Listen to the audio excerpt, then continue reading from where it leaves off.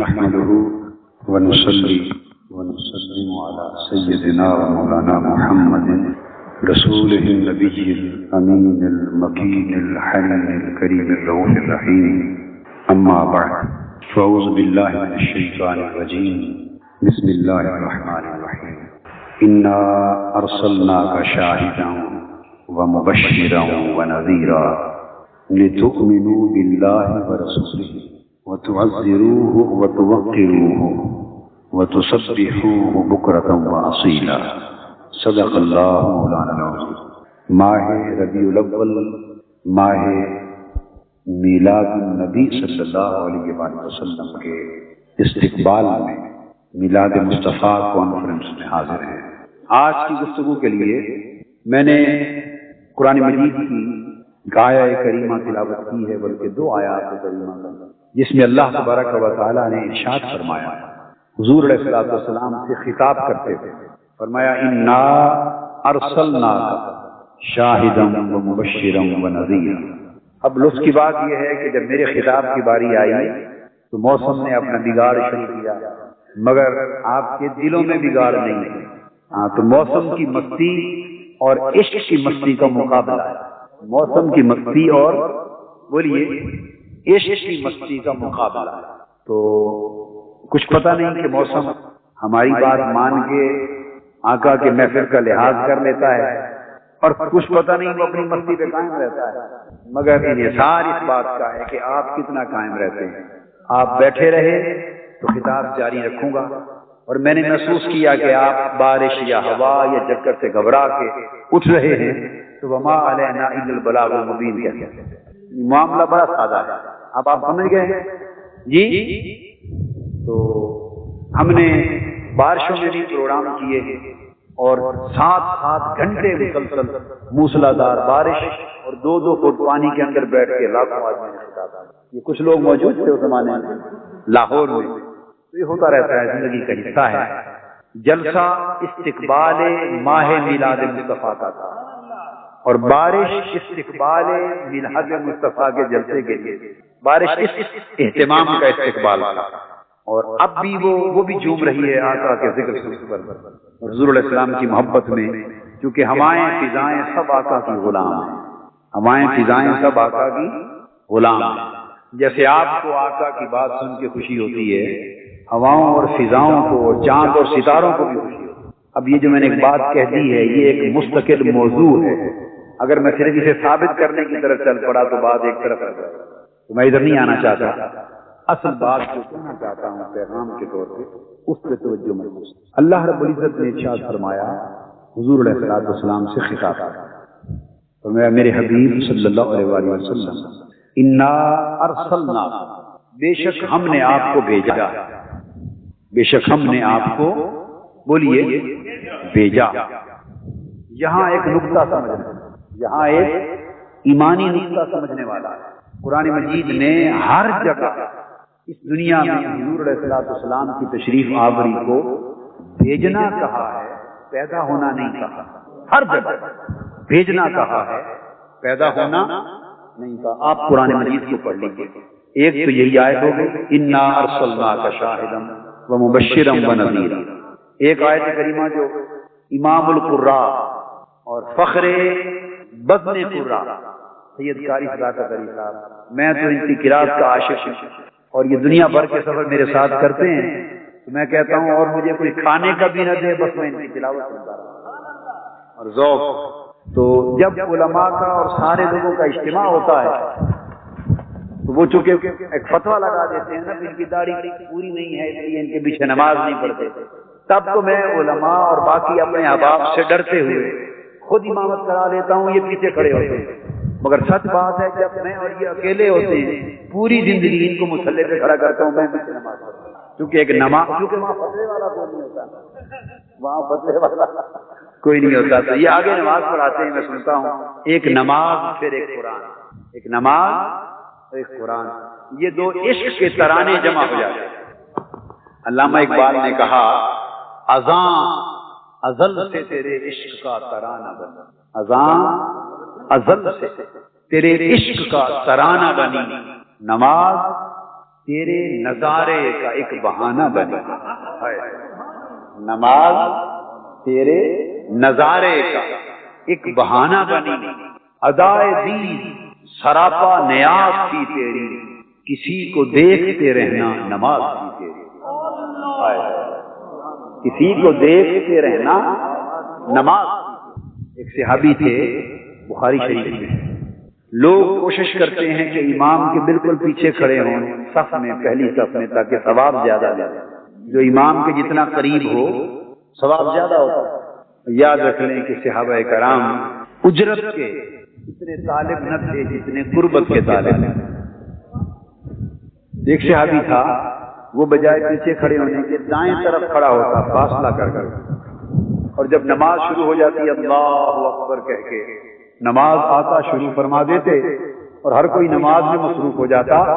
وہ صحابی منہ بائیں طرف موڑ کے حضور علیہ السلام کا مخرا دیکھتا رہا ساری نماز کے دوران. صحابہ کرام باقی نماز پڑھتے، وہ عاشق آقا کا مخرا. کسی کو دیکھتے رہنا نماز کیجیے، کسی کو دیکھتے رہنا نماز کیجیے. اور جب حضور علیہ السلام سلام پھیرتے نا دائیں طرف، السلام علیکم ورحمۃ اللہ، اس کا چہرہ حضور کی طرف. اللہ. تو صحابہ کرام کشتگان عشق تھے، کشتگان عشق رسول صلی اللہ علیہ وسلم. میں یہ کر رہا تھا کہ اللہ پاک نے ہر جگہ فرمایا وما ارسلناک الا رحمۃ للعالمین، اور ہم نے آپ کو نہیں بھیجا مگر تمام کائناتوں کے لیے رحمت بنا. قرآن مجید نے حضور علیہ السلام کا جہاں بھی ذکر کیا بھیجنے کا ذکر کیا. تو بھیجنے اور پیدا ہونے میں فرق ہوتا ہے. اور حضور علیہ السلام دنیا میں صاف ظاہر پیدا ہوئے 12 ربیع الاول، یہ حضور علیہ السلام کے ولادت کا دن ہے. بولیے ولادت کا دن ہے، اس میں تو کوئی شک نہیں کہ آپ کی ولادت ہے. اور قرآن اول سے آخر تک ہر بار آپ کا ذکر کرتا ہے لقد جاءکم رسول من انفسکم، لوگوں بے شک تمہاری جانوں میں سے رسول آ گیا. قد جاءکم من اللہ نور و کتاب، بے شک تمہارے پاس اللہ کی طرف سے نور آ گیا. ہر جگہ آنے کی ہے یا بھیجنے کی بات، اور ہوئی ہے ولادت، ہوئی ہے ولادت.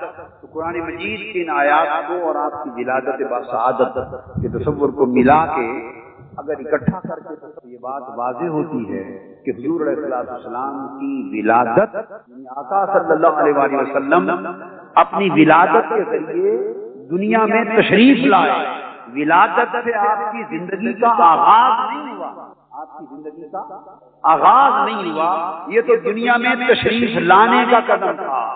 اور پھر اس ولادت سے بھی قبل، اور آپ نے فرمایا وآدم بین الروح والجسد، جب حضرت آدم روح اور جسم کے خمیر میں تھے اور ان کے جسمانی وجود کا پیکر تیار ہو رہا تو میں اس وقت بھی نبی تھا. جب پیکر وجود آدم تیار ہو رہا فرمایا میں اس وقت نبی تھا. اور ائمہ نے بیان کیا ہے صرف نبی ہی نہ تھے بلکہ فیوضات نبوت بھی جاری، انوار نبوت بھی جاری، تجلیات نبوت بھی جاری، اور تمام ارواح انبیاء اور تمام ملائکہ عالم ارواح میں آقا دو جہاں کے مرکز نبوت سے نور کا فیض ہے. تو ولادت تخلیق نہیں، ولادت تشریف لانا ہے. اس سے بھی پہلے تھے، اور کتنا پہلے تھے اس کا کوئی تعین نہیں. اتنی بات معلوم ہے کہ رب کائنات جب تنہا تھا وحدہ لا شریک، اس کے سوا عالم خلق اور عالم امر کا کوئی وجود نہ تھا. تنہا رہا، کوئی مخلوق نہ تھی، نہ پست و بالا تھا، نہ زمین و آسمان، نہ عرش و فرش تھا، نہ ملائکہ تھے، نہ جن تھے، نہ انسان تھا، نہ حجر و شجر تھے، نہ نظام شمسی تھا، نہ زمین تھی، نہ خشک و تر تھے. الغرض اس عرش سے فرش تک پوری مادی اور روحانی کائنات کا اور نورانی کائنات کا کوئی وجود نہ تھا، صرف اللہ تھا اور مخلوق، صرف خالق تھا اور مخلوق نہ تھی. تو اللہ نے چاہا کنت کنزا مخفیا فاحببت ان اعرف، اللہ نے چاہا کہ میں پہچانا جاؤں، اللہ نے چاہا کہ میں پہچانا جاؤں. فخلقت الخلق، بس میں نے اپنی معرفت کے لیے مخلوق کو پیدا کر. دوستو سو وہ وقت جب وقت بھی نہ تھا، وہ وقت جب وقت بھی نہ تھا، وقت تو نظام شمسی کے بعد بنانا، سورج بنا، چاند بنا، زمین و دن، رات و دن بنے، غروب و آفتاب بنا، پھر سورج کے غروب و آفتاب کا نظام وضع ہوا، پھر اس کے ساتھ ساعتیں متعین ہوئی، اور ساعتوں کے ساتھ وقت کا کوئی تصور بنا، تو یہ تو کل کی بات، کن فیکون تھا کل دی گل، اسی پہلے پریت نبھائی۔ یہ نظام اوقات، یہ نظام شمسی، یہ وقت اور ساعتیں، یہ تو کل کی بات ہے جب کچھ بھی نہ تھا۔ رب کائنات نے چاہا کہ میری معرفت ہو، مجھے پہچانا جائے، اور اپنی معرفت کے لیے اس نے اپنے نور کے براہ راست پرتو سے خلق کا نقش اول پیدا کیا، اور اس نقش اول کو اس قابل بنایا کہ وہ اسے پہچان سکے۔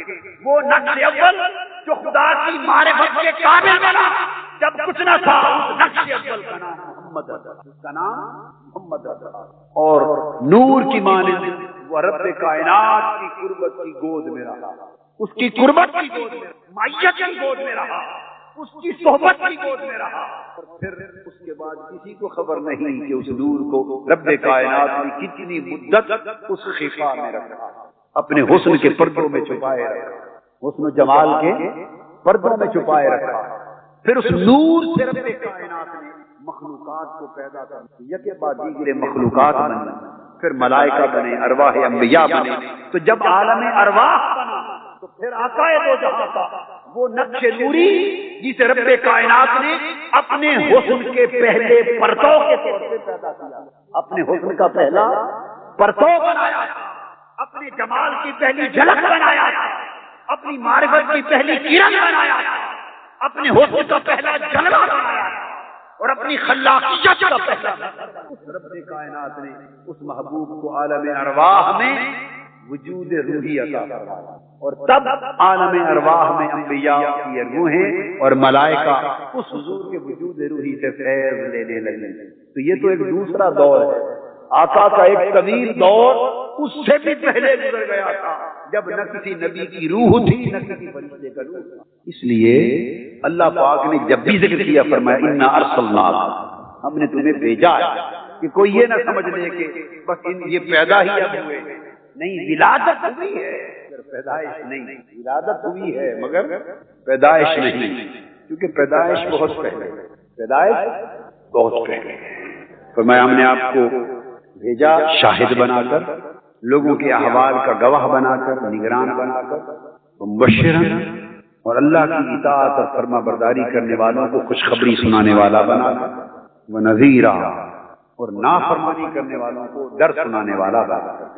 یہاں اس آیت کریمہ میں آپ دیکھیں جو نیوکلیس ہے، بیسک نیوکلیس آپ سمجھتے ہیں، سیل ہوتا ہے، اس کے اندر ایک نیوکلیس ہوتا ہے، آگے اس کے اندر پھر اور چیزیں بھی ہوتی ہیں، نیوٹرون، پروٹون وغیرہ، مگر وہ سارا لائف سیل اور زندگی کا سارا مدار اور دار و مدار اس نیوکلیس ہے۔ اس آیت کریمہ کا جو نیوکلیس ہے وہ ہے حضور علیہ السلام کا آنا، اس دنیا میں آقا علیہ السلام کا تشریف لانا۔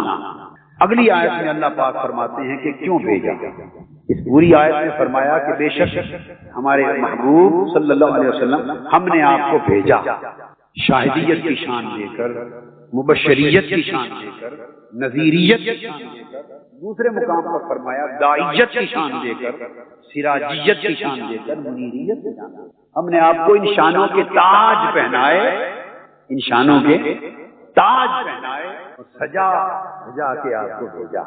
تو آیت کا نفس مضمون یہ ہے کہ اللہ نے ان شانوں کے ساتھ سجا کے آپ کو دنیا میں بھیجا۔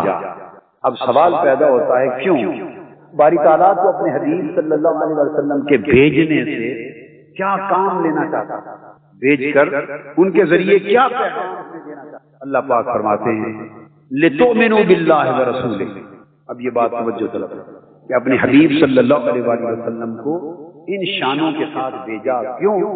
لِتُؤْمِنُوا بِاللَّهِ وَرَسُولِهِ، تاکہ تم اللہ اور اس کے رسول پر ایمان لاؤ، تاکہ تم اللہ اور اس کے رسول پر بولیے ایمان لاؤ۔ پہلا نقطہ تو آپ سمجھ گئے نا، میں آپ کو ریمائنڈ کرواتا جاؤں گا تاکہ پورا تھیم یاد رہ جائے۔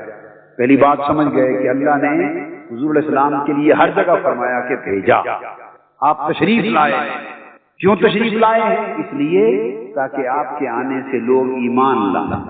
اب یہ دوسرا پہلے توجہ کرو، آپ کے تشریف لانے سے لوگ، بولیے قرآن کے لفظ ہیں، میں کوئی تفسیر نہیں کر رہا ہوں، لِتُؤْمِنُوا بِاللَّهِ وَرَسُولِهِ، آپ کو بھیجا تاکہ تم اللہ اور اس کے رسول پر ایمان لاؤ، ایمان لاؤ۔ تو دوسرا ایمانی نقطہ جو معلوم ہوا وہ یہ کہ ایمان صدقہ ہے محمد مصطفیٰ، یہ بنیادی چیز سمجھنے والی ہے۔ آج لوگوں نے توحید میں سے رسالت کو نکالنا شروع کر دیا، جیسے ہر چیز پیوریفائی کی جاتی ہے، ریفائن کی جاتی ہے، خالص کی جاتی ہے۔ بدبختی کے اس مادیت کے دور میں، مادیت کے دور میں توحید کی خالصیت کا جو کام شروع ہوا، توحید کو پیوریفائی کرنے کا، ریفائن کرنے کا، خالص کرنے کا، تو ہماری بدبختی کی انتہا ہے کہ ہم نے رسالت کو توحید سے نکالنا، اس عمل کا نام یہ دے دیا کہ توحید خالص ہو رہی ہے، جبکہ امر واقعہ یہ تھا کہ توحید سے رسالت نکل گئی تو نہ توحید بچی نہ ایمان بچی۔ تو رسالت توحید سے نکال کر توحید خالص نہیں ہو رہی بلکہ ایمان مردہ ہو رہا ہے۔ آیت کریمہ قرآن کی بتا رہی ہے لِتُؤْمِنُوا بِاللَّهِ وَرَسُولِهِ، ہم نے آپ کو بھیجا تاکہ تم لوگ اللہ اور اس کے رسول پر ایمان لاؤ۔ تو اس کا کیٹیگوریکلی ایک مطلب معلوم ہو گیا، 2 + 2 4 کی طرح ایک بات ثابت ہو گئی کہ اللہ پاک یہ اعلان فرما رہا ہے کہ لوگوں جو ایمان لائے اور مسلمان ہو گئے، سمجھ لو کہ تمہارا مسلمان ہونا، تمہارا ایمان لانا کسی اور سبب سے نہیں، فقط صدقہ ہے لانے نے مصطفیٰ رسول کو بھیجا اس لیے کہ تم مومن ہوئے، رسول نہ آتے اس کائنات میں ایمان کا صحرا توحید، ایمان کا صحرا توحید ہے، ایمان کا سرمایہ توحید۔ رسول کو بھیجا تاکہ ایمان لاؤ۔ اب اس کو الفاظ دیگر سمجھ لو، رسول کو بھیجا تاکہ تمہیں توحید ملے۔ تو اے موحدو، جس کے پاس توحید کی دولت ہے وہ سمجھ لے کہ یہ دولت توحید بعد میں ملی، پہلے ہم مصطفیٰ کے قدموں، جو مصطفیٰ کے قدموں سے نپٹ گیا تو توحید صدقہ ہے مصطفیٰ کا، ایمان صدقہ ہے مصطفیٰ کا، اسلام صدقہ ہے مصطفیٰ کا، قرآن صدقہ ہے مصطفیٰ کا، حتیٰ کہ معرفت الہی صدقہ ہے مصطفیٰ کا۔ ارے حق یہ ہے کہ کائنات میں جو کچھ ہے صدقہ ہے مصطفیٰ صلی اللہ علیہ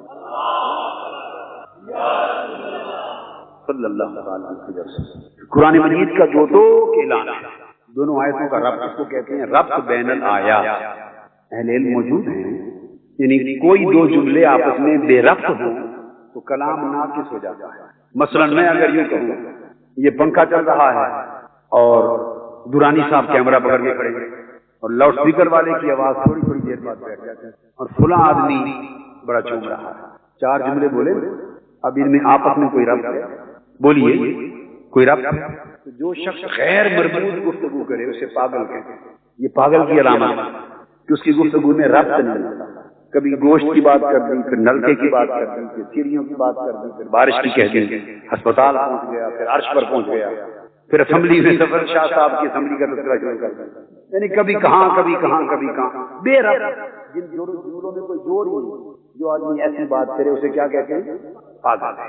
کیوں کہتے ہیں؟ کہ اس کا عقل، اس کا دماغ کام نہیں کر رہا، وہ الفاظ جملوں اور معنی میں آپس میں ربط قائم نہیں کر رہا۔ تو ربط جملوں میں لازمی ہو، جیسے آپ کی اور ہماری گفتگو ربط سے خالی نہیں ہو سکتی ہو تو پاگل پن ہے۔ تو کیا خیال ہے معاذ اللہ اللہ کی گفتگو ربط سے خالی ہو؟ اللہ کا کلام باہمی ربط سے خالی ہو؟ نہیں ہوگا۔ یہ ربط بین الآیات کی اہمیت بتا رہا ہوں، لہذا کوئی سی 2 آیتیں قرآن کی لے لیں ان کے درمیان ایک ربط ہوگا۔ اب وہ کوئی سمجھ لے تو راز کو پا جائے گا، نہ سمجھ لے تو اس کی مرضی، محروم رہ جائے گا۔ یہ جو 2 آیتیں پڑھی ہیں ان کے درمیان ربط کو سمجھا رہا۔ آپ یوں کہیں اور رب کا حرف جو لام ہے لیتے میں نے وہ خود رب کا پیدا کر فرمایا انا ارسلناک شاہدا ومبشرا ونذیرا، اے میرے حبیب ہم نے آپ کو شاہد مبشر اور نذیر بنا دیا۔ ایک آیت ایک جملہ، دوسرا جملہ لتؤمنوا باللہ ورسولہ، تاکہ لوگوں تم اللہ اور اس پر ایمان لانا. تو رب قائم ہو گیا یا نہیں ہوا؟ بولیے. تو میں نے کوئی اپنی طرف سے بات نہیں کی. رب ان دو آیتوں کا رب جو بتا رہا ہے اسے میں نے سادہ لفظوں میں آپ کو سمجھا دیا. رب بین الآیات یہ بتا رہا ہے، بین الآیات یہ بتا رہا ہے کہ تم جو مومن ہوئے ہو. کتنے دکھ کی بات ہے کہ ہم مسلمان بھی حضور کے صدقے سے ہوئے ہوں اور مسلمان ہو کر حضور کے صدقے کا انکار بھی کرتے تھے.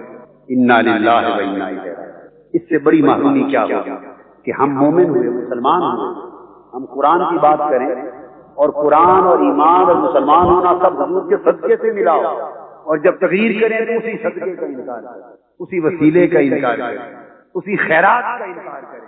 ہم بے ربط ہو گئے نا، ہم پھر بے ربط. اگر ہمارا رب قائم ہے سمجھنا ہوگا کہ جب ایمان آقا کے صدقے ملا ہے تو باقی کیا رہ گیا جو حضور کے صدقے سے نہیں. مگر شرط کیا ہے؟ ملتا کنے ہے یہ ایمان، ملتا کنے ہے، ملا کنے ہے. ایک ہے خالی بھیجنا اور ایک ہے شانوں کے ساتھ بھیجنا، دو میں فرق ہے. اگر ہوتا نا خالی انا ارسلناک،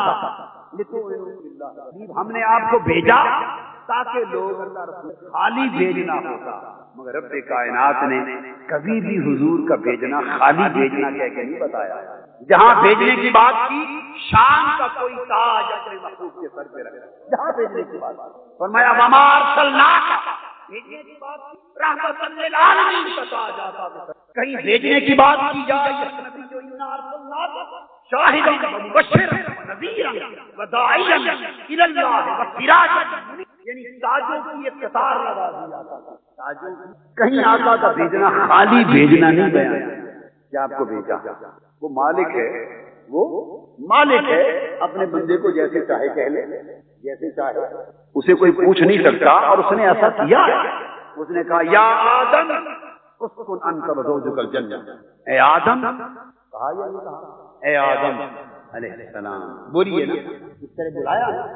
اس نے کہا یا موسیٰ، اے موسیٰ فصل عبادی. اس طرح کہیں فرمایا یا عیسیٰ، فرمایا یا داؤد، کہیں فرمایا یا ابراہیم، کہیں فرمایا یا اسماعیل، کہیں فرمایا یا نوح.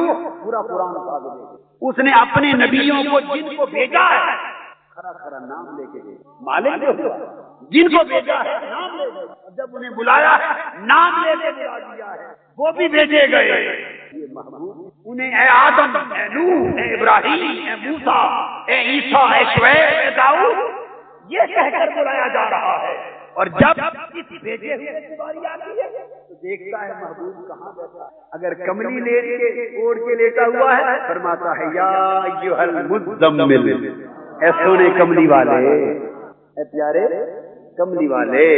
کبھی چادر اوڑھ کے لیٹا ہے فرماتے ہیں یا ایھا المدثر، اے چادر کی بکل، چادر کی جھومر مار کے لیٹے. کہیں طبیعت آتی ہے فرمایا تاہا، کہیں فرمایا یاسین، فرمایا یا ایھا النبی، کہیں فرمایا یا ایھا الرسول. الحمد سے والناس تک پورے قرآن یا محمد کہہ کر پورا قرآن بولیے یا محمد یوں کہہ کر نہیں پکارا.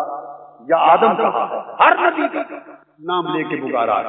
نبی وہ بھی ہے، نبی یہ بھی، وہ بھی رسول ہیں، یہ بھی رسول ہیں. انہیں بھی بھیجا ہے، انہیں بھی بھیجا ہے. وہ بھی تشریف لائے ہیں، یہ بھی تشریف لائے ہیں. ان پر بھی وحی آئی ہے، مگر انہیں نام لے کے بلایا جا رہا ہے، انہیں لقب سے بلایا جا رہا ہے. کسی کو نام سے، کسی کو لقب سے. کیوں؟ تاکہ پتہ چل جائے لوگوں یہ بارگاہ نبوت اور رسالت نہیں، میری بارگاہ محبوبیت. لقب لے کے بلایا. میں تو اس محبوب کے ساتھ سے تعلق کا یہ عالم ہے کہ جن گلیوں میں چلا ہے ان گلیوں کی بھی قسم کھائی. لا اقسم بهذا البلد وانت حل بهذا، فرمایا میں اس شہر مکہ کی قسم کھاتا ہوں. اس لیے نہیں کہ یہاں میرا گھر ہے کعبہ، اس لیے نہیں کہ یہاں حجر اسود ہے، اس لیے نہیں کہ یہاں مطاف ہے. 300 سے زائد انبیاء علیہ السلام، خود حضرت اسماعیل علیہ السلام کا مزار خانہ کعبہ کے اندر. حضرت بولیے اسماعیل علیہ السلام جو میزاب رحمت ہے نا، حتیم اس مزاب رحمت کے نیچے پتھر ہے، اب سعودیوں نے بدل دیا، پہلے زمانے تک وہ پتھر نمایاں الگ تھا۔ مزاب رحمت کے نیچے حضرت ہاجرہ رضی اللہ تعالیٰ عنہ اور سیدنا اسماعیل علیہ السلام دونوں کا مزار وہاں، اور ہے وہ حصہ بھی کعبے کے اندر، وہ حصہ بھی کعبے کے اندر 300 سے زائد انبیاء کے مزارات۔ فرمایا میں شہر مکہ کی قسم اس لیے نہیں کھاتا کہ یہاں میرے انبیاء آئے، یہاں حجر اسود آئے، حتیم ہے، مطاف ہے، صفا مروہ ہے، سب کچھ ہوگا، مگر مجھے کیا پڑی ان چیزوں کی وجہ سے شہر کی قسم کھاؤں؟ تمہارے لیے لائق ادب ہے مگر اللہ کے لیے تو نہیں۔ مکہ اللہ کے لیے بھی لائق ادب ہے؟ بولیے بھائی، پوچھا بولیں، ہمارے لیے لائق ادب ہے نا، تو کیا اللہ کے لیے بھی ادب کے لائق ہے؟ مکہ اور کعبہ اللہ کے لیے بھی احترام اور تکریم کے لائق ہے؟ نہیں بھائی، اللہ کی تو مخلوق ہے، ہمارے لیے ادب کی جگہ ہے، اللہ کے لیے نہیں۔ فرمایا لا زائدہ کا مطلب وہ مستغنی عن القسم ہونے کا فائدہ دیتا ہے۔ مطلب یہ ہے کہ میں اس شہر مکہ کی قسم بھی کھاتا ہوں اور مجھے کسی کی قسم کھانے کی ضرورت نہیں، یہ معنی ہے صاحب کا۔ آپ دیکھیے کیا عجیب کلام ہے، یعنی میں شہر مکہ کی قسم بھی کھاتا ہوں اور لا کا فائدہ سمجھایا جا رہا ہے، میں رب ہوں، مجھے قسم کھانے کی نہیں ہے۔ تو باری تعالیٰ جب ضرورت بھی نہیں ہے کسی کی قسم کھانے کی تو پھر کھائی کیوں ہے؟ کیوں کھائی؟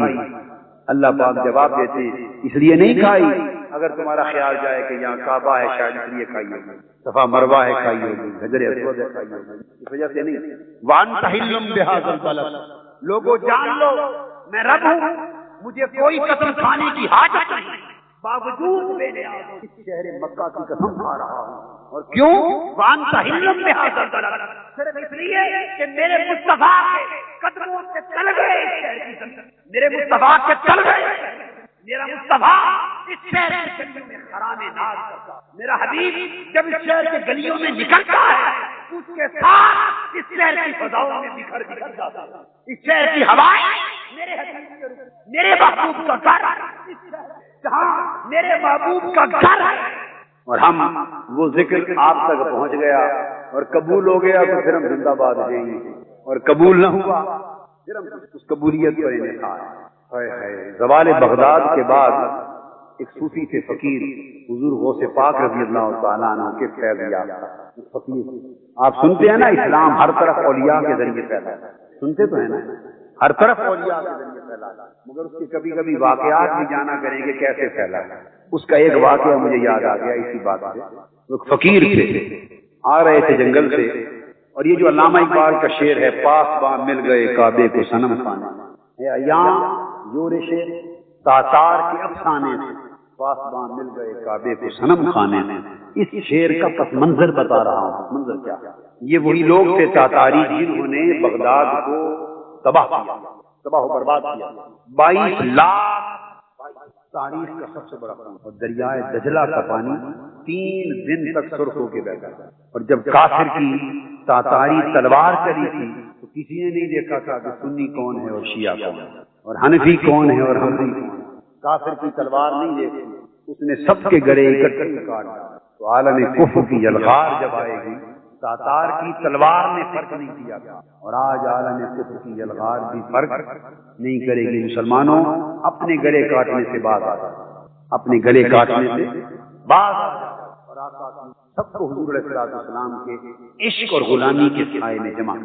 تو فقیر آ رہے تھے، تو تاتاری بادشاہ تھا، ایک قبیلے کا بادشاہ، وہ شکار کر رہا تھا جنگل میں، کتا اس کے ساتھ تھا۔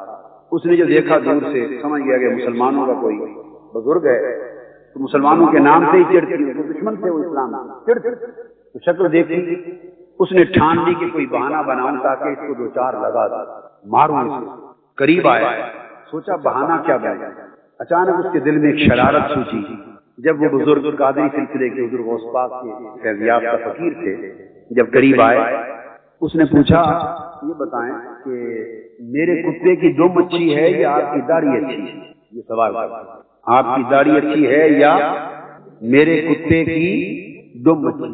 اب یہاں کوئی ہمارے دور کا کوئی ہمارے جیسا مولوی ہوتا تو گلے پڑ جاتا، وہیں فساد ہو جاتا، وہیں بولیے فساد ہو جاتا، مگر نہیں، وہ مولوی نہیں فقیر تھا، علامہ کہتے ہیں دین ملا فی سبیل اللہ فساد، دین مومن مومن مرد درویش عالم عارف ربانی وہ تحمل سے ٹھنڈے پن سے کھڑے رہے اور قریب آ کے کہنے لگے کہ بھائی بات یہ ہے اگر تو قیامت کے دن میری کمائی قبول ہو گئی اور بخشا گیا، اگر میرے مالک نے مجھے قبول کر لیا، میرے مالک نے مجھے قبول کر لیا، اور اگر مالک کی بارگاہ سے رد ہو گیا تب تیرے کتے کی دنیا اچھی ہے۔ یہ فیصلہ تو اس دن ہوگا۔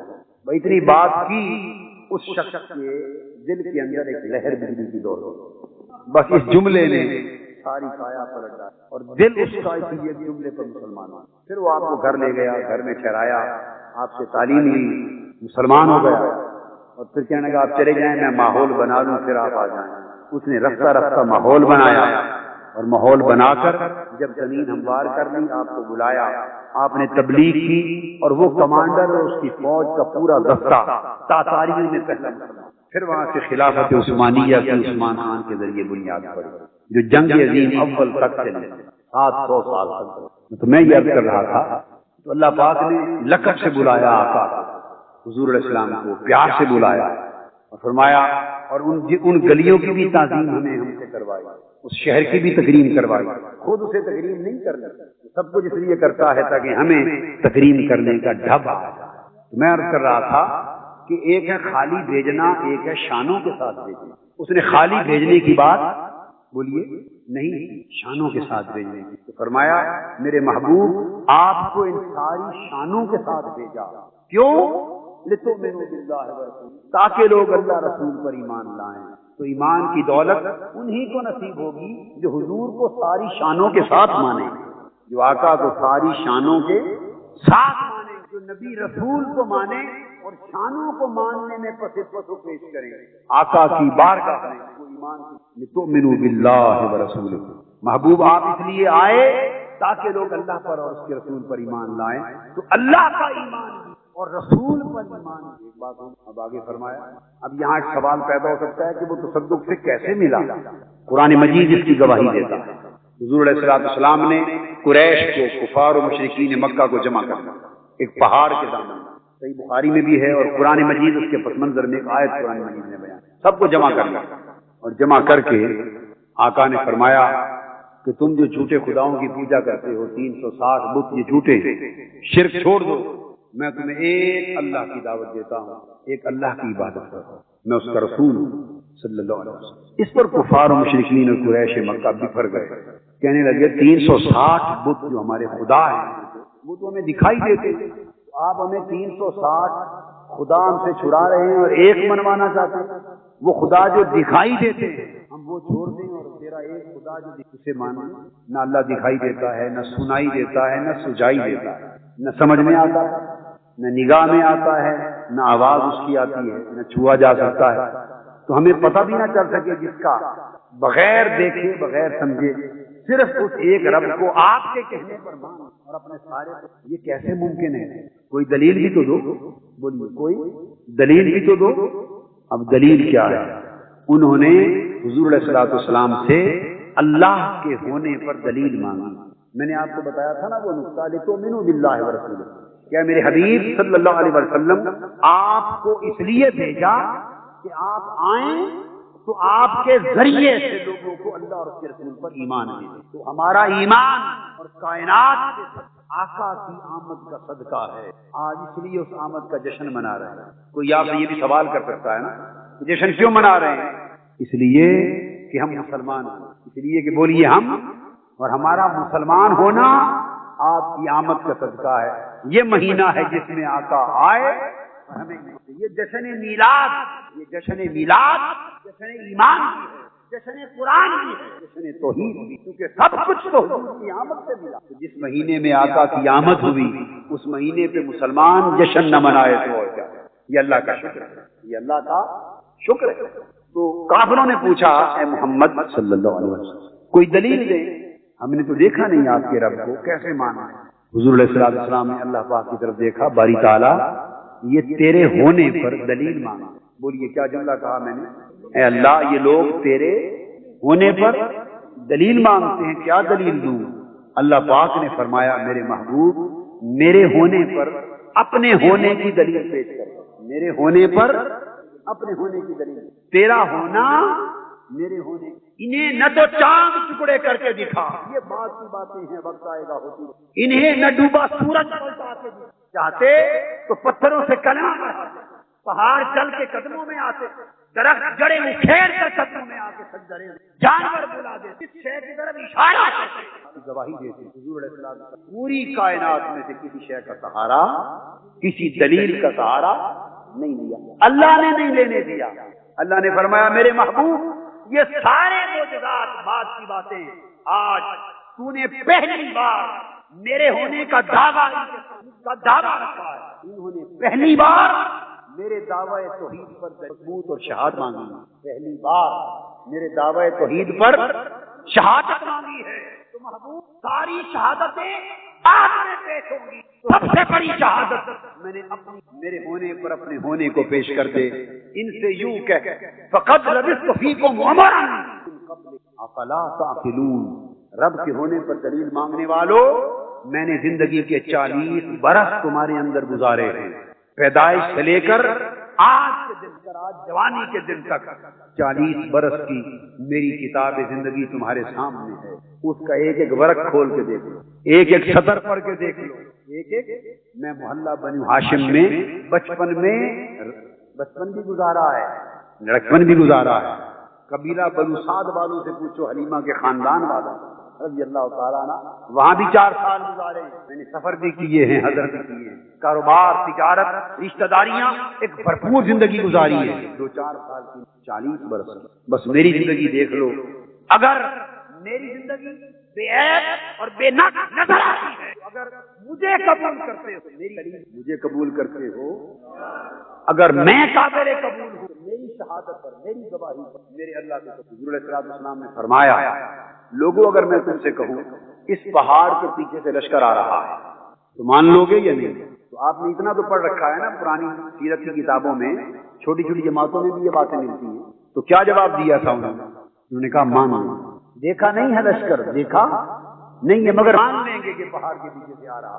کیوں مانیں گے؟ اس لیے کہ آپ اب بات سمجھنے والی ہے، بڑی اہم کا سمجھانا چاہتا ہوں، یہ مثال رکھی کہ اگر میں کہوں پہاڑ کے پیچھے سے لشکر ہے تو بن دیکھے مان لو گے، اور کیوں مانو گے؟ اس لیے مانو گے نا کہ میں سچا ہوں۔ تو میرا ایک سوال ہے پشاور والوں، بلکہ صوبہ سرحد کے سارے لوگ، مختلف اضلاع سے نمائندے آئے، سرحد والوں ایک سوال ہے، جب آقا نے فرمایا کہ تم اس لیے مان لو گے نا میں سچا ہوں، اس پر فرمایا آقا نے اگر تمہیں میرے سچے ہونے پر اعتماد ہے، میں بتا رہا ہوں کہ یہ سب بت جھوٹے ہیں، ایک اللہ سچ، اس کو مان لو، میرے کہنے پر مانو۔ جن کو ایمان لے تو مینو باللہ ورسول، جن کا رب قائم ہو گیا تھا، جن کو ایمان نصیب ہونا کی شہادت پر، جن کے نصیب میں نہیں تھا وہ نہ ہوئے۔ اب میرا ایک سوال ہے، سوال یہ ہے کہ بولیے اور سوچ کر جواب دیجیے کہ انہوں نے پہلے حضور کو مانا یا اللہ کو مانا؟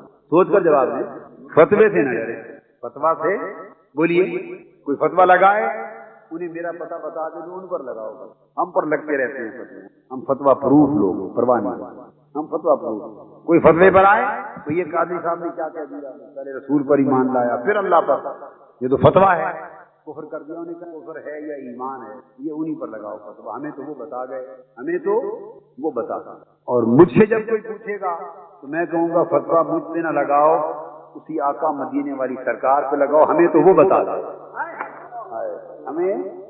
ہمیں تو وہ بتا گئے۔ اور کوئی ان سے پوچھے گا آپ نے کیوں کہا، وہ کہیں گے فتوا خدا پر لگاؤ، مجھے تو رب نے کہا کہ وقد لبثت فیکم عمرا من قبل افلا تعقلون، اللہ کے ہونے کی دلیل مانگنے والوں میں تمہارے اندر ہوں، میری زندگی کو دیکھو، اگر میں قبول ہوں تو رب کو قبول، اگر میں قبول نہیں تو اسے بھی قبول۔ تو پہلے کس کو مانا؟ حضور کو سچا مانا، بولیے حضور کو سچا مانا۔ تو آپ کو سچا مانا، پھر آپ نے جس سچائی کی خبر دی تب اس کو ماننے تک گویا لتؤمنوا باللہ ورسولہ سے قبل انا ارسلنا شاہدا ومبشرا ونذیرا آ رہا ہے کہ محبوب پہلے ہم نے آپ کو بھیجا نشانے دے کر تاکہ آپ دنیا میں آئیں اور میرے ہونے کی خبر دیں. مجھے تو نہ کسی نے دیکھا ہے نہ سنا ہے، نہ کوئی میرے قریب آ سکتا ہے نہ چھو سکتا ہے، نہ کوئی مجھے سمجھ سکتا ہے، مجھے تو جانتا ہی کوئی نہیں، نہ اپنی عقل سے نہ اپنے حواس سے. محبوب تو جا اور جا کے میرے ہونے خبر دے. تیری خبر کو مانیں گے تو اللہ پر ایمان بھی، مصطفیٰ کو ماننے کے راہ سے ایمان باللہ پر. اس لیے میں نے عرض کیا کہ یہ ایمان حضور کا صدقہ ہے. اب قرآن مجید کی آیت کی گواہی ہو گئی. بولیے گواہی ہوئی ہے نہیں؟ اب یہاں میں نے دو لفظ استعمال کی، دعویٰ اور شہادت. توحید دعویٰ اور رسالت شہادت. کیا استعمال کیے لفظ؟ بولیے. توحید دعویٰ اور اس کی شہادت کیا ہے؟ رسالت. اس بات کو یاد کر لیں، آسان سا جملہ ہے، بھولے گا نہیں. توحید کیا ہے؟ ایمان کا دعویٰ، اور رسالت شہادت. شہادت کو آپ کچھ اور بھی کہتے ہیں، عام سادہ لفظوں میں کیا کہتے ہیں؟ گواہی. کیا کہتے ہیں؟ اب آپ مقدمے تو جانتے ہی ہیں نا، وہ تو کرتے رہتے ہوں گے ایک دوسرے پر. کرتے ہیں یا نہیں کرتے؟ بہت کرتے ہیں. اب جو کرتے ہیں انہیں بہت معلوم ہے، جو نہیں کرتے تو سن تو وہ بھی بیٹھتے ہیں. میں ایک بڑی لطیف بات آپ کو سمجھانا چاہتا ہوں، زندگی بھر تاکہ یہ مسئلہ ایمان کا نہ بھولے. آپ کا جب مقدمہ ہو، آپ جب گواہی جاتے ہیں عدالت میں، وکیل کرتے ہیں، عدالت میں جاتے ہیں، تو لکھ کر جو پیش کرتے ہیں سب سے پہلے اسے کیا کہتے ہیں؟ بولیے. دعویٰ. آپ کا مدعا ہوتا ہے نا، یہ میرا مکان ہے، اس نے ناجائز قبضہ کر لیا، مجھے دلایا جائے. جو بات لکھتے ہیں اس کو کیا کہتے ہیں؟ دعویٰ. کرایہ دار ہے، اس نے اتنے عرصے سے مجھے پیسے نہیں دیے، یہ لکھ کر پیش کرتے ہیں تو کیا بن جاتا ہے؟ دعویٰ. یہ دھاندلی کے ساتھ جیت گیا، اس کی سیٹ کینسل کر کے مجھے دی جائے، یہ کیا ہو گیا؟ دعویٰ. تو جو مطالبہ کیا جاتا ہے ایک کہ یہ مانو، یہ مانو، اسے کیا کہتے ہیں؟ بولیے. دعویٰ. اب دعویٰ کو سمجھ گئے. اب یہ دعویٰ جب ہو جائے تو مقدمہ عام طور پہ کتنے سال چلتا ہے؟ بن گنے چلتا ہے. 2 سال بھی چلتا ہے، 3 سال بھی چلتا ہے، 4 سال، 10 سال بھی چلتا ہے. اور میں ایک زمانے وکیل تھا، میں جب پریکٹس کرتا تھا، ایڈوکیٹ تھا، پنجاب یونیورسٹی لاء کالج میں بطور پروفیسر آنے سے پہلے میں نے چند سال وکالت بھی کی اپنی تعلیم مکمل کرنے کے بعد. اس زمانے ایک کیس میرے پاس آیا، وہ دائر کیا تھا، وہ جو آدمی میرے پاس آیا ایگزیکیوشن کے لیے کہ تعمیل کروا دیں. تعمیل ہوتی ہے نا بعد میں، تو تعمیل کے لیے جو سائل آیا میرے پاس، مقدمہ اس کے دادے نے دائر کیا. دادا بھی فوت ہو گیا، باپ بھی فوت ہو گیا، پوتے نے جا کے مقدمہ سپریم کورٹ سے جیتا. سپریم کورٹ سے پوتے نے جیتا. تو اتنا عرصہ بھی لگ جاتا ہے. باقی تو اپیل کی ہیں، اوپر بیٹھے ہوتے ہیں. مین جو عدالت ہے اس میں بولیے کہ اگر 2 سال 3 سال بھی آپ مقدمہ لڑیں تو 2-3 سال ساری محنت دعوے پر ہوتی رہتی ہے یا گواہی اور شہادت پر ہوتی ہے؟ میں نقطہ بنیادی سمجھانا چاہتا ہوں. کس پر ہوتی ہے؟ ساری محنت شہادت. خواہ آپ زبانی گواہ پیش کریں، 10 پیش کریں، خواہ آپ ڈاکومنٹس پیش کریں، جو بھی ایویڈنس جس قسم کی بھی گواہی ہے، تو 2 سال لگے 3 سال لگے، سارا زور کس پر لگاتے ہیں؟ بولیے. مقدمہ جیتنے کے لیے زور کس پر لگایا جاتا ہے؟ شہادت پر یا دعوے پر؟ اچھا آپ شہادت کو نکال دیں، شہادت کو نکال دیں اور 3 سال ہر بار وکیل کو لے جائیں، وہ گواہی کے بغیر دعوے پر تقریر کرنا شروع کر دیں. وہ ہر روز جائے اور دعوے پر تقریر کرے، میرا دعویٰ سچا ہے، میرا دعویٰ ایسا ہے. تو وہ دعوے پر اس کی کوئی تقریر سنے گا بغیر شہادت اور گواہی کے؟ بولیے نا. بغیر شہادت اور گواہی کے دعویٰ رد. اب سنیے، میں یہ عرض کر رہا تھا، اگر وہ ہر روز جا کے دعوے پر تقریر کرے اور شہادت پر زور نہ دے تو اس کا دعویٰ رد کر دیا جائے گا. تو مقدمہ جیتنا ہو تو دعویٰ تو صرف پیش کرتے ہیں، زور سارا شہادت اور گواہی پر لگایا جاتا ہے. ایمان والو، اس طرح عدالت کے مقدمے دعویٰ پیش کرتے ہیں اور زور شہادت پہ لگتا ہے. ایمان کے مقدمے توحید دعویٰ ہے اور شہادت رسالت. شہادت رسالت ہے، ذات مصطفیٰ ہے. اگر ایمان کا مقدمہ جیتنا چاہتے ہو، توحید کا مقدمہ جیتنا چاہتے ہو، ساری زندگی زور مصطفیٰ پر دیتے رہو، رسالت میں دیتے رہو، نبوت میں دیتے رہو، عشق محمد کے ترانے گاتے رہو، آقا کی زلفوں کی باتیں کرتے رہو، مدینہ کے کلچوں کی باتیں کرتے رہو، آقا کے رفتار کی باتیں کرتے رہو، آقا کے معجزات بیان کرو، سیرت بیان کرو، شمائل بیان کرو، فضائل بیان کرو، خصائل بیان کرو. ارے محمد کرتے رہو. خدا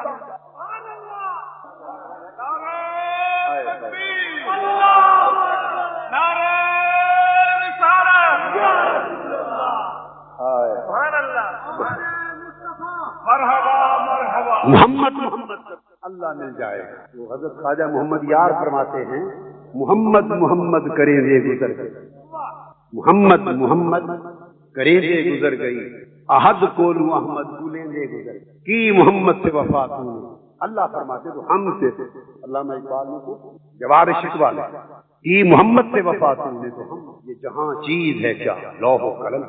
لوگوں ایمان کا مقدمہ جیتنا چاہتے ہو تو توحید کا دعویٰ دائر کرو اور عمر بھر زور سارا شہادت رسالت میں لگا دو. یہ میں نے نچوڑ بتا دیا, سارا قرآن اسی میں ہے, ساری حدیث اسی میں ہے, سارا ایمان. دعویٰ توحید کے ثبوت میں زور رسالت پہ لگاتے رہو, اور وہ کس طرح دل حضور کے قدموں سے جوڑتے رہو, روح آقا کی محبت میں بساتے رہو, دھیان آقا کی گلیوں پہ کرتے رہو, نگاہیں آپ کی گنبد پہ ٹکاتے رہو, اور قلب و خیال اور روح کے تصورات آقا کے چہرے انور پہ کرتے رہو. دھیان مدینے کی طرف ہو. جو مدینے والے بن گئے ان کو مکہ بھی ملے گا, کا بھی ملے گا, رب بھی ملے گا, ہر سب کچھ ملے گا. وہ مقدمہ جو جیت گیا تو جس کی گواہی اور شہادت مضبوط ہو گئی اس کا مقدمہ جیتا گیا. تو توحید کو پختہ کرنے کے لیے رسالت کی شہادت کو مضبوط کرنے کی ضرورت ہے. یہ میلاد کے محفلیں, یہ میلاد کے جشن, یہ میلاد کے جلوس سب بہانہ ہیں آقا کی ذات سے انس بڑھانے کا, آقا کے حلقہ غلامی میں آنے کا, اور آقا کے سگانے کوئے یار میں داخل ہونے کا. با سگانے کوئے عقد محبت بسرا, یہ بہانے ہیں. اس لیے فرمایا لتؤمنوا باللہ ورسولہ, اس لیے محبوب آپ کو بھیجا تاکہ آپ آئیں تو لوگوں کو ایمان ملے. تو آقا آئے, تشریف لائے, اور لوگوں کو ایمان مل گیا. اور پھر فرمایا لتؤمنوا باللہ ورسولہ, ایمان مل جائے اللہ اور اللہ کے رسول کا. وتعزروہ, ایمان کی علامت سن لو. علامت کیا ہے؟ ان آقا کی آمد ہوئی, اس آمد کے صدقے سے ایمان ملا. آقا کی آمد کے صدقے سے ایمان ملا. ایمان ہے یا نہیں اس کی پہچان سن لو. اگر پرکھ نہ ہو کہ ایمان ہے تو اس کی پہچان قرآن میں بھی متصل اگلی اسی آیت میں فرمایا لتؤمنوا باللہ ورسولہ وتعزروہ وتوقروہ. اگر پرکھنا چاہو کہ ایمان ہے یا نہیں, ایمان کی پرکھ یہ ہے کہ تم رسول کے دین کی مدد کرو اور رسول کی حد سے بڑھ کر عزت و ادب کرو. جو دین کی مدد کرے, جو دین قرآن مجید وتعزروہ وتوقروہ, تاکہ اس کو ہو کی ضمیر کا مرجع حضور کی ذات پر. ایمان لاؤ اللہ رسول پر اور اس رسول کے دین کی مدد کرو. اپنا تن من دھن. منہاج القرآن کا پیغام یہ ہے. تو فرمایا وتعزروہ وتوقروہ. اب بغیر رکاوٹ کے یہ تحریک منہاج القرآن آقا کے دین کو زندہ کرنے کی دعوت. اپنے تن سے اس کی مدد, اپنے من سے, تن سے, جس کا تن من تن, جس کی عزت, جس کی آبرو, جس کا بال, جس کا سرمایہ, جس کا وقت, جس کی جان, جس کی زندگی, سب کچھ حضور کے دین کو زندہ کرنے سے لگ گیا, وہ شخص کامیاب ہو گیا, پا گیا. اب تحریک منہاج القرآن کی دعوت تعزیر دین مصطفیٰ کی دعوت, اور ملو اور ایک ہو کر. وابستگی جس بھی سیاسی جماعت سے ہے اسے بھول جاؤ, ایک ہو کر دعوت اقامت, دعوت احیاء اسلام کے کام پہ جاؤ, غیر سیاسی بنیاد. وتعزروہ فرمایا ایمان کی علامت یہ ہے کہ جو شخص اللہ کے دین, حضور کے دین کی مدد کرے. مدد کے ہزار طریقے, دین کی مدد کے ہزار طریقے ہیں. سب سے قدریں مٹ رہی ہوں اس کو زندہ کرنا, ان کو زندہ کرنا, یہ ایمان کی پہلی علامت. وتوقروہ اگلی علامت. اور فرمایا پھر مومن وہ ہے جو حد سے بڑھ کر مصطفیٰ مبرد ایمان. فرماتے ہیں توقیر کا معنی صرف ادرنا نہیں بلکہ ادب میں حد سے بڑھ جانا. یہ بات بعض لوگ الزام دیتے, کہتے ہیں کہ تم حد سے بڑھ جاتا. بعض لوگ الزام دیتے ہیں کہ تم حضور کی محبت اور ادب میں بولیے حد سے بڑھ جاتے ہو. میں یہ بتا رہا ہوں کہ ایمان ہے ہی اسی کا نام کہ محبت رسول اور ادب رسول حد سے بڑا. محبت اور ادب رسول میں حد سے نہیں بڑا وہ مومن کامل نہیں ہوا. باپ کے ادب کے لیے حد ہے, باپ کے ادب کے لیے حد ہے. اگر وہ آپ کو ناجائز کام کہیں شریعت کے خلاف تو آپ نہیں کریں گے. استاد کے ادب کے لیے حد ہے, پیر و مرشد کے ادب کے لیے حد ہے. یاد رکھ لیں دنیا میں ہر شخص کے ادب کے, مصطفیٰ کے ادب کے لیے کوئی حد نہیں. بس صرف ایک حد ہے کہ وہ خدا نہیں. بس کہ وہ بولیے وہ خدا ہے، تم ذات خدا سے نہ جدا ہو نہ خدا ہو، اللہ ہی کو معلوم ہے کیا جانیے کیا۔ آقا کے ادب کے لیے کوئی حد نہیں، صحابہ کرام نے کر کے دکھایا۔ بخاری شریف اٹھا کے حضور علیہ السلام تشریف فرما ہوتے، حجام حجامت کے لیے آتا، کیا حجام بال مبارک کاٹنے کے لیے حجامت کے لیے آتا، تو صحابہ کرام حدیث پاک کے لفظ آقا کے ارد گرد طواف کرتے، آقا کے ارد گرد طواف کرتے، کان یسوع ارد گرد طواف کرتے، اور جو منہ مبارک کٹتا صحابہ اسے اٹھا کے سنبھال کے رکھا۔ اب مجھے بتائیے پورا قرآن پڑھ کر کہیں قرآن میں حکم ہے کہ حضور کے بال سنبھال کے رکھا ہے؟ کس نے سمجھایا تھا یہ مسئلہ؟ حضور علیہ السلام لعاب دہن مبارک سے، لعاب دہن مبارک سمجھ رہے ہیں نا آپ؟ لعاب شریف جب پھینکتے تو صحابہ کرام اس کو اٹھا کے چہروں پر مل لیتے۔ بولیے یہ ادب ہے یا ادب سے حد سے بڑھنا؟ حد کے اندر ہے یا بڑھنا ہے؟ بولیے نا۔ آپ کسی اور کا لعاب اٹھا کے ملتے ہیں منہ پر؟ تو جہاں ادب، جس کا ادب کرتے ہیں اس کا لعاب بھی زمین سے اٹھا کے ملتے ہیں؟ نہیں۔ تو جن کے ادب کے لیے حد ہے ان کے لعاب منہ پر ملے نہیں جاتے، اور جن کے لعاب منہ اور سینے پر ملے جاتے ہیں بنیادی نقطہ سمجھ گئے؟ لعاب دہن منہ پہ وضو کرتے تھے آبا کانو یکتسرون علی وضو، جیسے قتل کریں گے جس کو نہ ملتا پانی حضور کے وضو کا بچا ہوا، وہ ایک دوسرے کے گیلے ہاتھوں پر ہاتھ رگڑ کے منہ چہروں پر ملتا تھا۔ یہ صحابہ کرام کے طریقے بتا رہا ہوں، طریقے بتا رہا ہوں۔ جن جن جگہوں پر آقا نے نمازیں پڑھی ہوتی، بیٹھے ہوتے حضرت عبداللہ بن عمر پر جا کر ہاتھ لگا لگا کے چہروں پر ملتے۔ بخاری مسلم حدیثیں پڑھ کے دیکھو، ہم نے تو پڑھی کبھی نہیں، صرف فتوے لگا۔ حضور علیہ الصلوۃ والسلام کے جوڑے اٹھا اٹھا کے گودوں، یہ حد سے بڑھ کر ادب، اور یہ حد سے بڑھنا ہی تو تھا کہ 6 ہجری میں جب حضرت عثمان غنی رضی اللہ تعالیٰ عنہ مکہ میں تھے، جب وہ مذاکرات ہوئے اور بعد میں صلح حدیبیہ ہوئی، کفار نے کہا بھائی عثمان تم مکے کا ہو، کعبے کا طواف کر لو۔ حضور علیہ السلام نہیں تھے موجود، حدیبیہ کے میدان میں تھے، کعبہ صاف ہے، طواف کی اجازت ہے، مگر آقا تو جہاں کے ساتھ میں کے باعث کعبے کا طواف چھوڑ۔ بولیے یہ ادب حد کے اندر ہے یا حد سے بڑھ کر؟ حد کے اندر ہے یا اگر اندر ہوتا تو قرآن نے منع نہ تھا، اسلام نے منع نہیں فرمایا تھا میں ساتھ میں طواف نہ کرنا، شریعت میں اجازت ہے، شریعت سے مسئلہ نہیں پوچھا، عقیدہ کا عشق سے مسئلہ پوچھا، طواف نہیں دیا۔ حضرت علی شیر خدا جب ان کی گود میں آقا تو جہاں صلی اللہ علیہ وسلم سر انور رکھ کے لیٹ گئے تھے، جانتے تھے نہیں عرض کیا کہ آقا نماز پڑھ لوں، نہیں کہا، چپ رہے، کیا نماز کے لیے وقت مانگو، ممکن کسی اور کی گود کا انتخاب ہو جائے، ممکن ہے کسی اور کی گود کا انتخاب ہو جائے، آرام مصطفیٰ پر علی۔ جب نماز قضا ہو گئی آقا اٹھے، شروع میں بھی پوچھ سکتے تھے حضور علیہ السلام کی علی نماز پڑھ لی ہے یا نہیں، پوچھ سکتے تھے، مگر نہیں، جب قضا ہو گئی تب پوچھا علی نماز پڑھ لی؟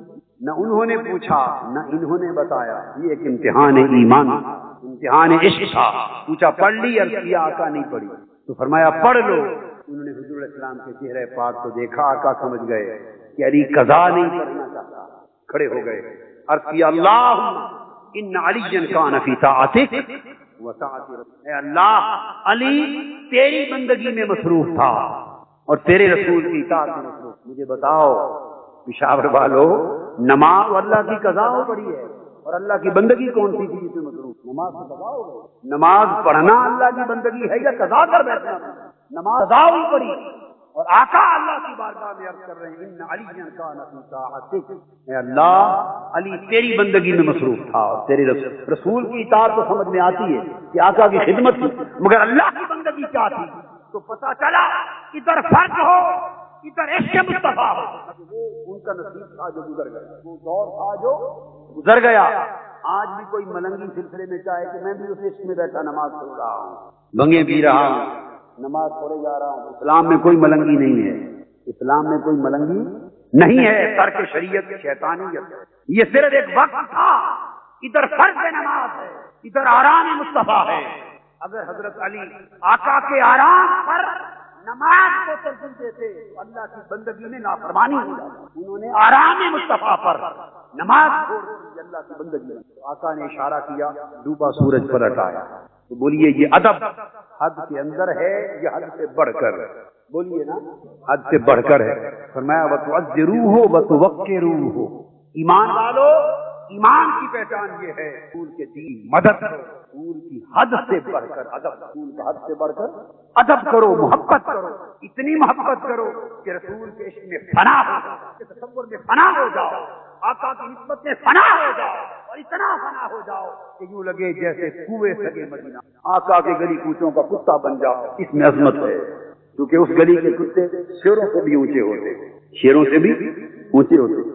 تو فرمایا اس لیے بھیجا ہے کہ ایمان لاؤ اور اس کے دین کی مدد کرو، اور اس میرے محبوب کی حد سے بڑھ کر تکریم و ادب کرو۔ یہ اپنے محبوب کا ادب کروا کر، محبوب کا ادب کروا کر اب فرمایا وَسَبِّحْهُ وَتُسَبِّحُوهُ بُكْرَةً وَأَصِيلًا، اب دینی عبادت کرو اور پھر اللہ کی تسبیح کرو، عبادت کرو۔ یہ آیت میں ترتیب میں آقا کی آمد سب سے پہلے، بولیے اب خلاصہ سمجھا رہا ہوں، حضور علیہ السلام کی آمد سب سے پہلے داستان ہی یار کی آمد سے شروع ہوتی، ہماری داستان ایمان حضور سے شروع ہوتی ہے، بولیے حضور سے شروع ہوتی ہے۔ وہ ہیں تو سب کلیوں کا تبسم گنو، چمن زہر میں کلیوں کا تبسم گنو، تو بھی نہ ہو کچھ بھی نہ ہو، خیمہ خاک کا استادہ اسی نام، نبض ہستی تبشا مادہ اسی نام۔ داستان ایمان میں یہ بات آقا کی جو آج منا رہے ہیں، بولیے تو آپ منا رہے ہیں، اور مبارک ہو تحریک منہاج القرآن کو جس نے اور انجمن تبلیغ اسلام کو عرصہ دراز سے آقا کے میلاد کے جلسے کر رہی ہے، مگر یہ گھر گھر محافل میلاد کا نظام جو دوبارہ زندہ کر دیا، تحریک منہاج القرآن کو مبارک ہو جو اس سال 56 محافل میلاد منعقد، اللہ قبول کر لے، اور وہ دور آئے کہ پشاور میں پھر آقا کے عشق کے دن یہاں کے ماحول بدل جائیں۔ یہ ممکن ہے، مگر میری نصیحت ہے وہ تب ہوگا جب آپ سب ایک ہو، آپ اٹھے ہوئے ہیں، اس لیے تباہی اور زوال، باقی اختلاف اپنی جگہ رکھو، مگر حضور کے دین کی مدد، یہ میرا پیغام بھی ہے۔ آج سب احباب بیٹھے، تحریک منہاج القرآن بیٹھی ہے، انجمن تبلیغ الاسلام بیٹھی ہے، انجمن غلامان چشتیہ بیٹھی ہے، تنظیم سادات ہیں، سارے نمائندہ لوگ ہیں، اپنے اختلاف سیاسی ہوں اقتصادی ہوں ہر بات میں بے شک کرتے تھے وہ اللہ اس نے، مگر ہر جگہ اختلاف ہو سکتا ہے، وہ شاید مگر آقا کے دین کی مدد اس میں ایک ہو جاؤ، ایک ہو جاؤ اور مل کر شانہ سے شانہ ملا کے چلو گے تو حضور کے دین کا فریرہ لہرائے گا، آقا کی محبت کی مہک پھیلے گی۔ تو اول بات آقا کی آمد، ترتیب میں دوسری بات اس کے صدقے سے ایمان، اس کے صدقے سے ایمان دو، پھر ایمان کے بعد مدد، تن من دھن دولت عزت آبرو اللہ نے جو دیا ضائع جائے۔